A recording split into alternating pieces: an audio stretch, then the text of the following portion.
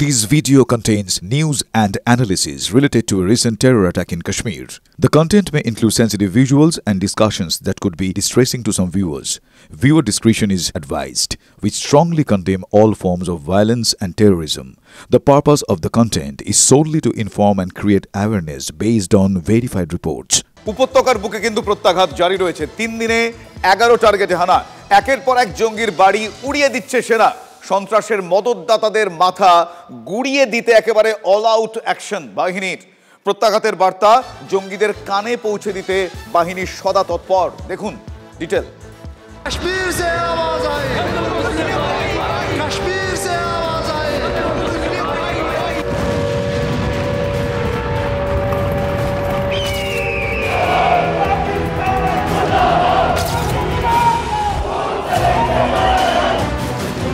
3 দিনে 11 টার্গেটে হানা, পরপর জঙ্গিদের বাড়ি ধূলিসাৎ।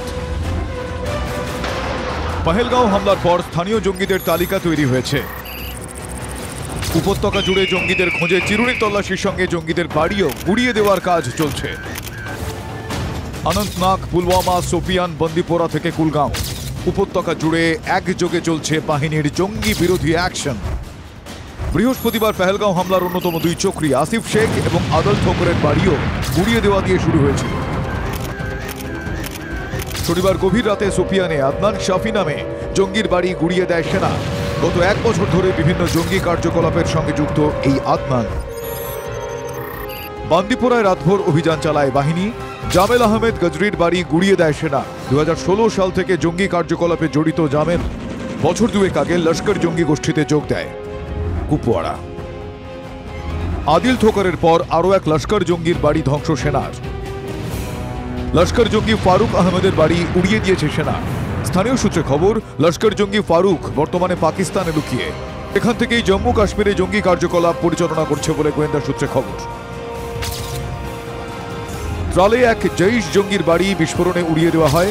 ওই জৈশ জঙ্গির নাম আমির নাজির। তার নামও জঙ্গিদের খাতায় উঠেছে আগেই। জঙ্গি দমনে অল আউট অ্যাকশন। জঙ্গিদের একের পর এক বাড়ি গুড়িয়ে প্রত্যাঘাত। বাহিনীর সক্রিয়তার কারণ টার্গেটে থাকা নামগুলোর সঙ্গে উঠে এসেছে জঙ্গি সংগঠনগুলোর যোগ। অনন্তনাগের বিজবেহেরায় আদিলি পহেলগাঁও হামলার অন্যতম ষড়যন্ত্রকারী মনে করছেন গোয়েন্দারা।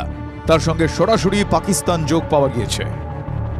2018 সালে স্টুডেন্টস ভিসা নিয়ে পাকিস্তানে যায় আদিল। লস্করি তৈবার শিবিরে যোগ দেয়। পরিবারের সঙ্গেও যোগাযোগ বিচ্ছিন্ন করে দেয় সে।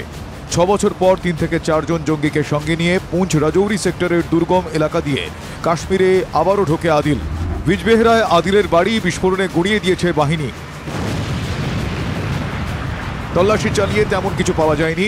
খুঁজে পাওয়া যায়নি কোনো ডিজিটাল ফুটপ্রিন্ট। সিজার মন্ডল, ইরফান কুরেশির রিপোর্ট, TV9 বাংলা। বিরোধী শিবিরে বন্ধু পেলেন প্রধানমন্ত্রী নরেন্দ্র মোদী। পহেলগাঁওয়ে গোয়েন্দা ব্যর্থতার দিকে আঙুল তুলেছে বিরোধীরা। কংগ্রেস সাংসদ শশী থারুর তিনি বললেন, কোনো গোয়েন্দা ব্যবস্থায় 100% নিশ্ছিদ্র নয়। ইসরায়েলের গোয়েন্দা জালেও একটা ফুটো ছিল। এখন পাকিস্তানকে জবাব দেওয়ার সময় এসেছে। নিজেদের কোথায় ভুল হয়েছে তা প্রত্যাঘাতের পর দেখা যাবে। এবারের জবাব সার্জিক্যাল স্ট্রাইক ও বালাকোটে বিমান হানার থেকেও বড় হবে, শীঘ্রই হবে, কিন্তু জানিয়ে হবে না, পূর্বাভাস দিয়েছেন কংগ্রেস সাংসদ। In due course, there will have to be an investigation by the government, because it's the government's own responsibility to fix accountability and figure out what happened.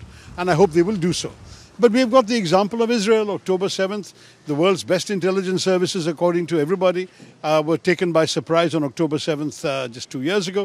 And my own view very clearly is that it seems to me that just as the Israelis are waiting till the end of the war before they demand accountability and answers, similarly, we too should first see the present crisis through, and then definitely there should be an accounting. But I don't expect at any time now or in the future that any country will ever have 100% foolproof intelligence.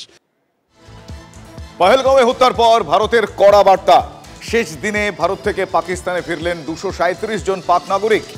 আজকের পর পাকিস্তানের জন্য visa বাতিল ভারতের। Medical ভিসার মেয়াদ 29 April পর্যন্ত। ভিসার মেয়াদ শেষের আগে সব পাকিস্তানিকে ভারত ছাড়ার নির্দেশ দেওয়া হয়েছে।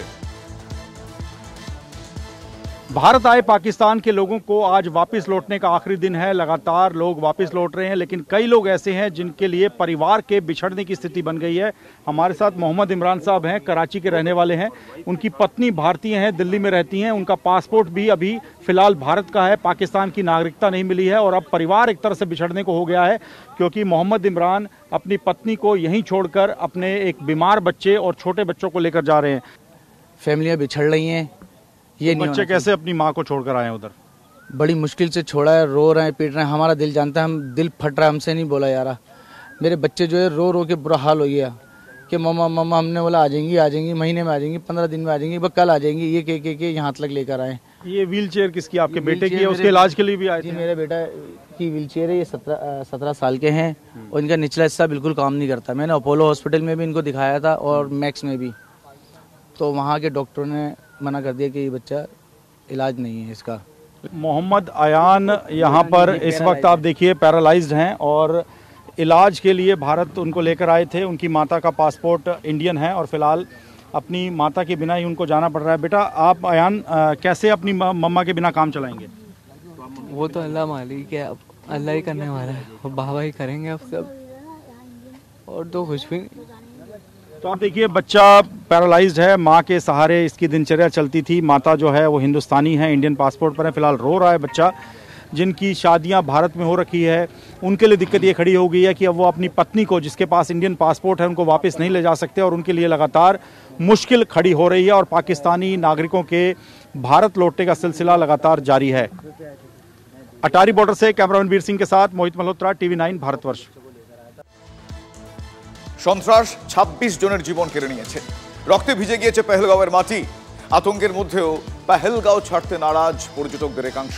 সেনাবাহিনীর ঘেরাটোপে ভূস্বর্গের প্রাকৃতিক সৌন্দর্য তারা উপভোগ করছেন, দেখুন তাদের। आतंकी हमले के बाद ये देखिए देश के अन्य हिस्सों से, खास तौर पर गुजरात से मेरे साथ पर्यटक मौजूद हैं। इनसे ही सीधे बात कराता हूँ, ये क्या कहना चाहते हैं, कैसा महसूस कर रहे हैं। सर बताइए। मैं अहमदाबाद से, हमारा कंपनी है प्रवेशा टूर्स एंड ट्रैवल्स। हम यहाँ ये ग्रुप कर रहे हैं कश्मीर श्रीनगर का, तो हम यहाँ 22 तारीख को आए हैं। तो अभी पहलगाम में आप है, क्या सुना था, कैसा लग रहा है? पहलगाम में आज हम आए हैं, यहाँ सुबह सब पैसेंजर की परमिशन लेके सबको राजी किया है पहलगाम दिखाने के लिए। सब एग्री हो गए, तो हमने इधर दिखाया उनको बहुत अच्छा लगा है। लेकिन हमारा 2 दिन का जो यहाँ का प्रोग्राम है स्किप हो गया। सबके दिल में दुख है कि भाई ये बहुत अच्छा, आप फिर भी आए, बहुत ठोस संदेश है और आपने हिम्मत दिखाकर यहाँ पर आए। क्या कहना चाहेंगे भारतवर्ष को? हम जिस दिन इवेंट हुआ उसी दिन यहाँ आए थे। हम सुबह में आए, पूरा श्रीनगर साइट सीइंग देख रहे थे। तो शाम को जब होटल पे पहुंचे तभी पता चला कि ये इवेंट हुआ है। बहुत दुखद घटना हुई है। आज कोई डर यहाँ नहीं, अभी तो माहौल खुल गया, अभी तो टूरिस्ट आ सकते हैं। और लोकल पब्लिक ने भी हमें बहुत सपोर्ट किया है। यहाँ से ये तस्वीरें, बहुत ठोस संदेश, इस तरफ खुला नजारा दिखाए मेरे कैमरा पर्सन। कुछ फॉरेनर्स भी हमने यहाँ देखे समीर, और अद्भुत नजारा है पहलगाम का, ये मिनी स्विट्जरलैंड पहलगाम का। इस तरफ आप देखें कुछ लोग सेल्फीज भी ले रहे हैं आई लव पहलगाम के साथ। मैडम थोड़ा सा, कहाँ से आए हैं? हम लोग कोलकाता से आए हैं। ये देखिए कोलकाता से, क्या कहना चाहेंगे, कोई डर है, कैसा लग रहा है? बहुत ज्यादा टफ सिक्योरिटी है, सेफ्टी है। अभी कोई डरने का बात नहीं है। पहले हम भी बहुत डर गए थे, पर अभी हम लोग का बहुत सिक्योर लग रहा है। बहुत सिक्योर लग रहा है एकदम, सब लोग बहुत कोऑपरेट कर रहा है, कोई डर का बात नहीं है।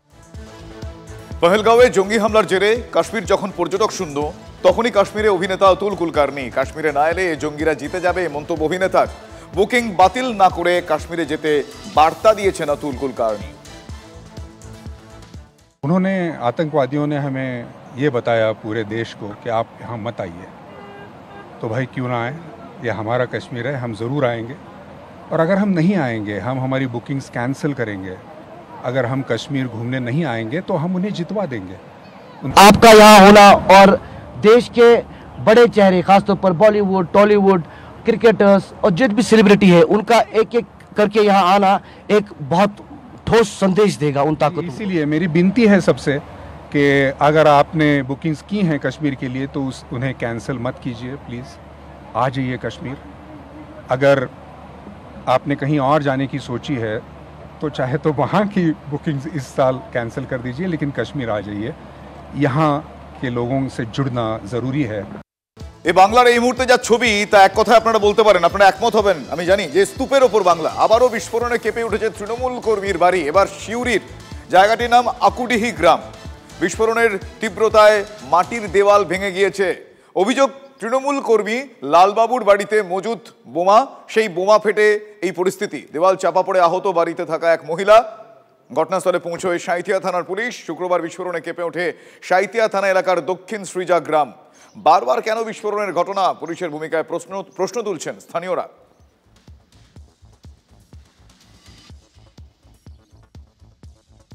স্যার দুপুরে শুয়েছিলাম, এবার বাড়িতে দেখছি হঠাৎ করে এরকম আওয়াজ হচ্ছে। এবার বাড়িতে পাশে থেকে কেউ কিছু ছুড়ে দিয়ে গেছে না কি হচ্ছে আমার কিছু জানি না। কিসের আওয়াজ? হ্যাঁ, কিসের আওয়াজ? বোমের আওয়াজ। কটা নাগাদ ঘটে ঘটনা? 4টে। না, বাড়িতে বোম থাকলে কি বাড়িতে বোম থাকলে কি মানুষ বাস করতে পারবে? ঘরের ভেতরে বোমটা এসে মেরে দিয়েছে। বোমটা মারা হয়েছে। বোমটা মারা হয়েছে, রোজ বাড়িতে কেউ নেই, বাড়িতে লোক নেই কেউ। কে বা কারা মেরেছে কিছু? অন্য পার্টির লোকরা হবে। আপনারা কোন পার্টি করেন? তা আমরা জানি না, শুনি কানে এটাই, কিন্তু কি পার্টি না পার্টি ওসব জানি না, অত খোঁজ রাখি না।